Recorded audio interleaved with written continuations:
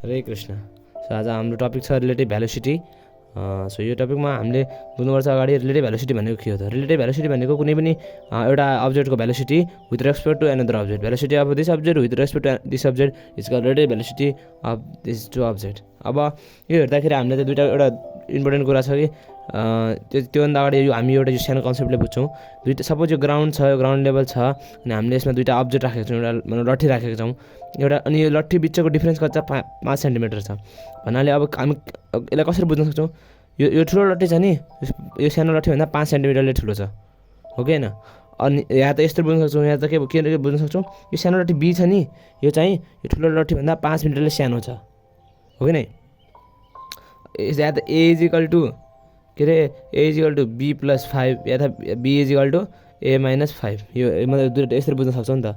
यहाँ त यस्तरी हेर्न सक्छौँ, जसरी दाइ र भाइ छन् भनेपछि भाइ 11 बुझ्ने दुईवटा सेम तरिका छ कि भाइ चाहिँ दाइभन्दा 5 वर्षले सानो छ, या त भाइ चाहिँ के अरे दाइ चाहिँ भाइभन्दा 5 वर्षले ठुलो छ।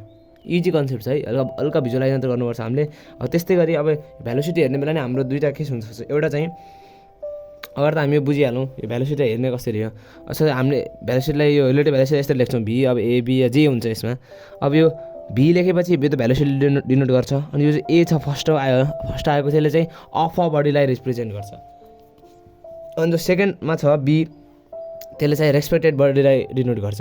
सो अब यसलाई पढ्ने बेला कसरी पढ्ने भन्दाखेरि velocity of A with respect to B, A को भेलोसिटी कति होला विथ रेस्पेक्ट टु बी। अब बी आइहाल्यो।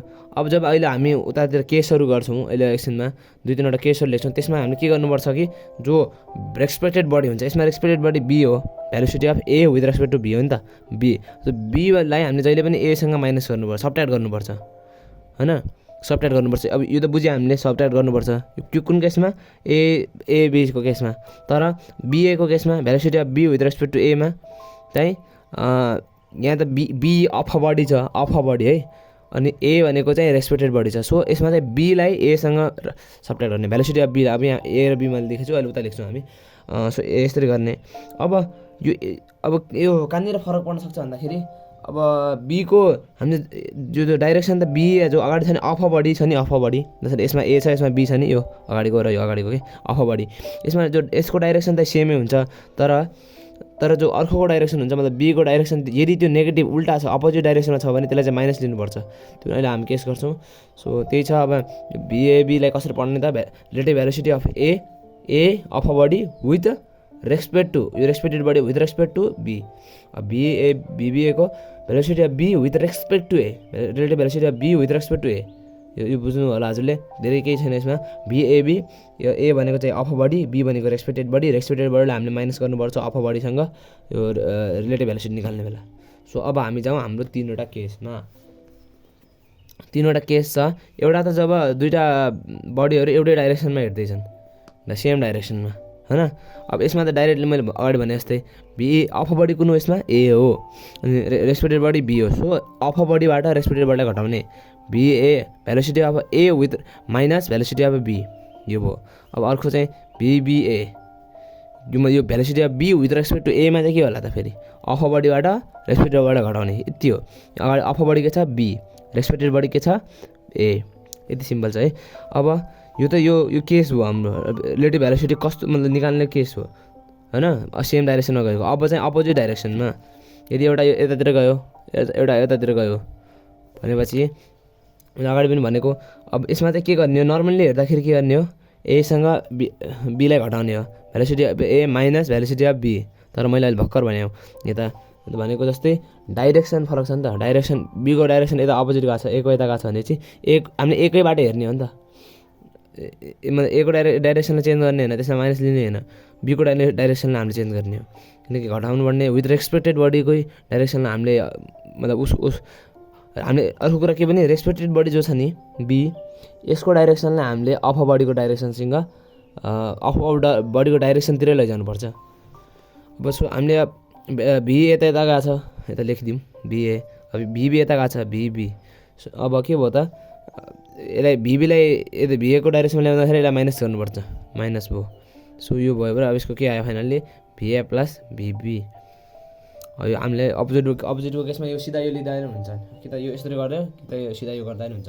सकेसम्म यो गरेको राम्रो, किनकि यसले कन्फ्युजन हुन्न।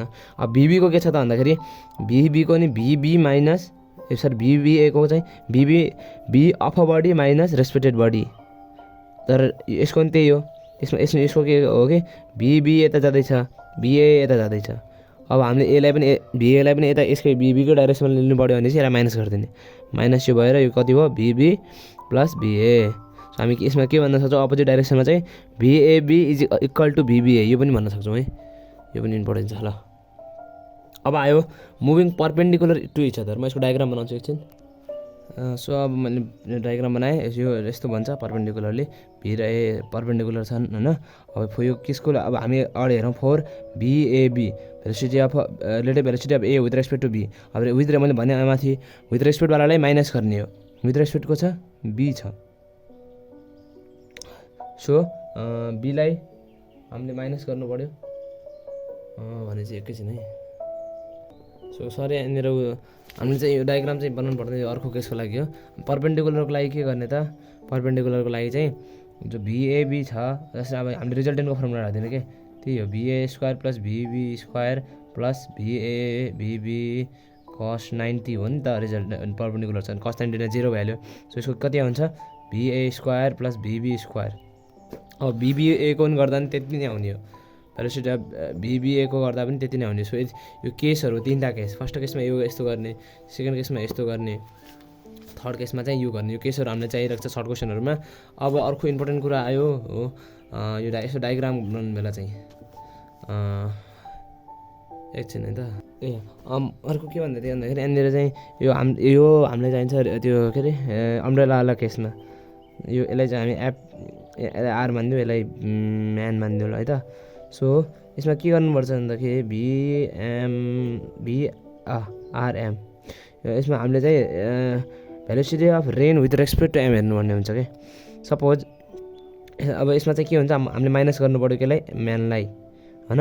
सो माइनस अब इन दुइटाको रिजल्टेन्ट कता भन्यो भिआर यता यो सेम भ्याल्यु, इन दुइटाको रिजल्टेन्ट यता भन्यो भी कति भन्यो भिआरएम। अब यसलाई प्यालोग्राम ल भ्याक्टर एडिसनले हामी गर्न सक्छौँ, भिएम भयो होइन। यसको चाहिँ अब यो आयो भन्ने हो, योबाट यसको यो निस्किन सक्छ। अनि यसमा अर्को एउटा इम्पोर्टेन्ट कुरा म भन्दै थिएँ कि हामीलाई कहिलेकाहीँ यस्तो यो जो रिलेटिभ भेलोसिटीको डाइरेक्सन निकाल भन्छ कि। अब डाइरेक्सन जो छ अब tan theta is equal to VB by VA हो फर्मुला चाहिँ। अब यो यसले कहाँ मतलब डाइरेक्सन निक्ल्यो, सपोज यसको डाइरेक्सन यो यसको डाइरेक्सन चाहिँ कति छ, सपोज 60 डिग्री छ अरे। सपोज केही मान्यो 60 डिग्री छ भनेपछि 60 डिग्री कहाँनिर बनाउने, यहाँ बनाउने, यहाँ बनाउने, यहाँ बनाउने, यहाँ बनाउने, 60 डिग्री बनाउने कता क्वेसन छ होइन। सो हामीले अगाडि हेर्नुपर्छ भेलोसिटी के अरे रिलेटिभ भेलोसिटी के हो भिआरएम हो होइन। सो यसले चाहिँ जहिले पनि एङ्गल चाहिँ अफ अ बडीसँग बनाउँछ, जो चाहिँ माइनस भएको हुँदैन। Relative velocity of a body के छ रेन, अफ अ रेन छैन, relative velocity of a rain with respect to man होइन। सो रेन यो त माइनस भ्याल्यु, अब रेनसँग बनाउँछ एउटा यो हो यसको 60 डिग्री, अर्को त यो भयो 60 डिग्री। तर यदि हामीले यही केसलाई V velocity of man with respect to rain गरिदिएको भए एउटा चाहिँ यो हुन्थ्यो, ठिटा मानिदियो होइन, एउटा चाहिँ यो हुन्थ्यो। यति डिफ्रेन्स हो। सो हरे कृष्ण।